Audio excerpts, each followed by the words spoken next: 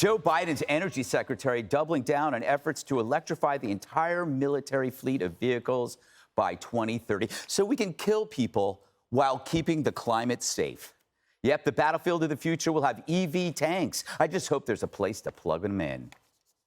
Do you support the military adopting that EV fleet by 2030? I do, and I think we can get there as well. And I do think that reducing our reliance on the volatility of globally traded fossil fuels, where we know that global events such as the war in Ukraine can jack up prices for people back home, it does not contribute to energy security. So, Joey, this is an amazing thing. Yeah. They bring up the war in Ukraine. Hundreds of thousands of people have died. Yeah. The solution isn't to somehow mediate a solution, but to talk about switching to EV tanks. That's their solution. As people are killing each other, as we're sponsoring a war, right? Yeah, that's what people like that lady right there get a lot of innocent people killed. Yeah. That's what happens. The real true irony or even tragedy in this is the Army comes out with its climate strategy before it came out with the Russia-Ukraine strategy, before it came out with the China-Taiwan strategy, before the National Guard had a southern border strategy. So this is an administration that literally cannot protect us on our own southern border. But my God, we're going to have electric tanks. And you can only be serious about this if you believe there's a future where we're one solid collective and there are no wars. So maybe it's just this idea of forfeiture of sovereignty. I don't know. But you cannot live in a world where we are at war all the time, whether we want to be or not, and we will always be at war. We always are at war. We always have been at some sort of war. And in every one of those wars, technology advanced, not out of some righteous cause, but out of some edge that you could get on someone, some way to have a leg up on your enemy.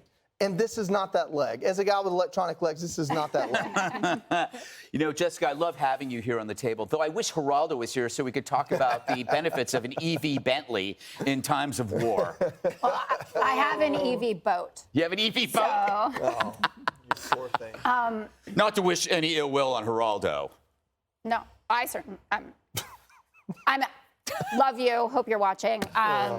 Okay. This is. What is the topic again? Everybody does a great job sitting in this seat. I wouldn't go that far. Stop. You would. Do go that far. Okay. So the things that I was interested in about this are the money, how it gets paid for, and then also the safety concerns. Because we have a SOT for it. I don't know if you're going to call for it, but I'm presumpting that, and I'm just going to say that. Would you like me to call for something?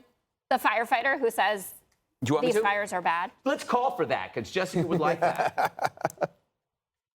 It's a totally different pathway than what most firefighters have to deal with. It's a totally different mindset. Basically, it's a chemical reaction. It's not a normal fire where fire needs oxygen to burn. This is a chemical reaction that makes its own oxygen. Jessica, that's the last time I listened to you. Why? I don't know.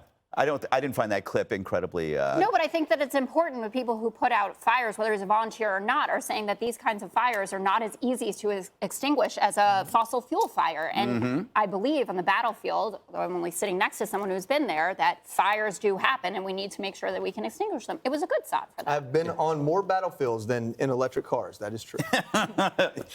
No, Judge, when you talk about, Joey brought this up, it's like when you're talking about war, all technology is about is killing as many people as possible. Amen. To get the war over as quickly as possible, not to worry about, carbon, the carbon whatever and what you're doing to whatever the spotted Are you owls. trying to say there shouldn't be an intersection between military ops and green energy? I absolutely agree with you. And by the way, most people in the military would agree that Elizabeth Granholm doesn't have the chops or the experience to talk about whether or not we need an EV military tank. But having said that, I want to make the point that this administration is determined and on track to eliminate American energy independence under the guise of clean energy. And as they're doing so, they're creating a national security risk, okay?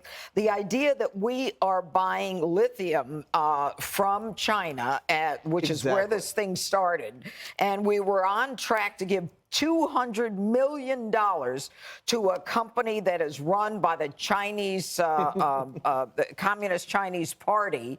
And you know, Energy Secretary is like, no, but even though we gave them the contract, we haven't given them the money yet. That's a bunch of hogwash, okay? What we've got is we are eliminating our independence, relying on our enemies, and more than that, giving our enemies the money so that they can jack up their coal plants to give us the lithium batteries, and then we end up inhaling the air that is being infiltrated by these coal plants. And in the end, China is the only place we can go for the critical raw material that we need for the electric batteries. This is a destruction of America. This is a crime against America.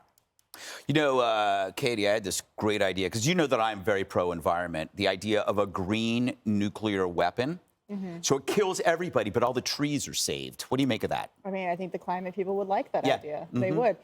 It's easy to laugh at something like this because it is so idiotic and moronic, but it's very, very dangerous. The Energy Secretary should be working to get the Pentagon more energy that they need to keep us safe around the world. This is a suicide mission, and it shows that people in Washington, D.C., who are all concerned about academic theory, are focused on all of the wrong things. Tell me where you're going to plug a Humvee in or a tank in Syria when you're fighting against ISIS, or in Iraq or Afghanistan. Let's compare this to China, who's building nuclear silos, who's going to have a lot more of those by the year 2025. They're building a new Navy, and we have the Energy Secretary concerned about going green and changing everything to electric vehicles. And the bottom line is this. This makes the military's job harder. It makes it more difficult for the men and women who put on the uniform and go to very dangerous places so that those people don't come here to attack Americans. It makes their job more difficult. So instead of making that harder for them and putting them in even more danger by saying, hey, ISIS or whoever the enemy may be, can you just wait for an hour while I try and recharge this? I'm sure the enemy will just hold off while they're recharging their battery. They should be making it easier for warfighters to get the job done, not harder. Yeah. And people will get killed as a result. And how do you think the grid is doing over there? I mean, we should be. There able to is just no plug- grid. Yeah, There's exactly. literally no grid. All right. Hey, Sean Hannity here. Hey, click here to subscribe to Fox News YouTube page and catch our hottest interviews and most compelling analysis. You will not get it anywhere else.